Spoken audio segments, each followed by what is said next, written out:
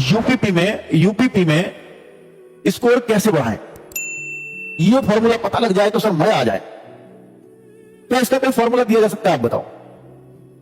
Formula number 1 तो यह है कि भैया फुल अटेम्प्ट करना है आपको, इसमें किसी तरह का दूसरा मन में कोई डाउट नहीं आना चाहिए।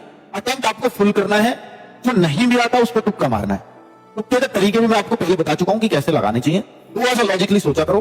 और आप जीएस को, हिंदी को तो मैं आजकल लॉजिकली सोचना सिखा रहा हूं। मैं देखो कैसे, अगर आपको क्वेश्चंस भी नहीं आता, वो आता भी नहीं है, वो पढ़ा हुआ भी नहीं है, फिर भी अगर थोड़ा सा कनेक्ट करोगे तो आपको पता लग जाएगा कि भैया ये नहीं हो सकता, इसका ये भी नहीं हो सकता। मान लीजिए 2 ऑप्शन बचते हैं तो फिर 50% चांस हो जाते हैं सही होने के। एक तो ये मान लो 10 ऑप्शन हो तो हम उनमें से एक लगाए तो कितने कम चांसेस सही होने के। एक ये 4 ऑप्शन हो, उनमें से एक लगाए थोड़े से ज्यादा चांस हो जाते हैं सही होने के। लेकिन कि 2 ही ऑप्शन है, उनमें से एक सही हो जाए, उसके चांसेस बहुत ही ज्यादा बढ़ जाएंगे। तो मैं वो सिखा रहा हूं आपको कि 2 ऑप्शन एलिमिनेट कर पाओ, एक ऑप्शन एलिमिनेट कर पाओ, तुक्का लगाना हो तो फिर ऐसे किया करो। 3 ही ऑप्शन आप एलिमिनेट कर दो, फिर तो उत्तर ही मिल गया आपको। अब कई बार हमें क्वेश्चन नहीं आता, हम ऑप्शन एलिमिनेट से बिल्कुल करेक्ट और विश्वास के साथ करेक्ट करके आते हैं, क्योंकि हमें पता 3 ऑप्शन हमने गलत साबित कर दिए। तो वो तरीका आपको अपनाने होंगे अगर क्वेश्चन नहीं आते हैं तो। ठीक है, तो फुल अटेम्प्ट तो सबको ही करना है। और बच्चों ये जरूर करो कि गलती कहां हुई है, गलती कहां हुई है।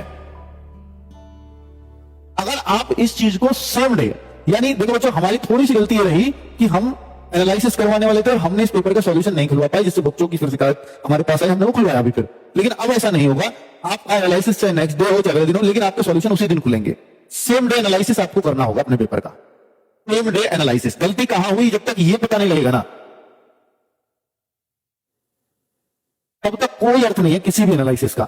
देखो ये अगर आप पेपर को देने में आपको 2 घंटे लगते हैं तो 2 घंटे एनालिसिस में लगाओ।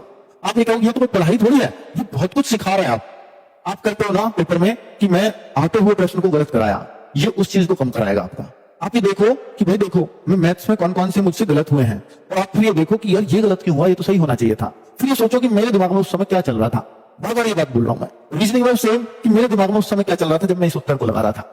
तो आपको खुद जवाब मिल जाएगा, भैया मेरे दिमाग में ऐसे भी चलता है। और जब आप ओरिजिनली पेपर में उसको देते हो, यानी दूसरे मौके में आप उस पेपर को दोगे, उस टाइप का क्वेश्चन आएगा, तो आपका दिमाग उस बात पे काम करता है, अरे यार मैं इसमें ऐसी गलती भी कर जाता हूं, कहीं मैं वो तो नहीं कर रहा इसमें गलती। तो फिर वो आपको गलती होने से बच जाती है।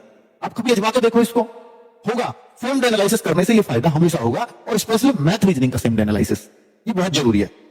और जो क्वेश्चंस आपको अगर आ नहीं रहे हैं, जैसे जो चैप्टर्स सर ये तो मेरे सर के ऊपर से ही जाते हैं, उन चैप्टर्स को मत पढ़ना। मैथ रीजनिंग में एटलीस्ट मत पढ़ना, रीजनिंग में ऐसा चैप्टर होता भी नहीं है। आपके सर रीजनिंग में एकदम कंप्लीट है, बस 1-2 चैप्टर पूर्ण धारणा वाले और ये वाले, ये सबके ऐसे होते हैं। थोड़ी सी और देख लो, एक आध वीडियो बस, इससे ज्यादा मत देखो। ठीक है, सबके ही ऐसे होते हैं। आपके सर नंबर सीरीज में अटक जाता है, सब अटकते हैं। आप बस बेसिक जानो कि हाँ लॉजिक ये ऐसे ऐसे लग जाते हैं, बस उतना ही।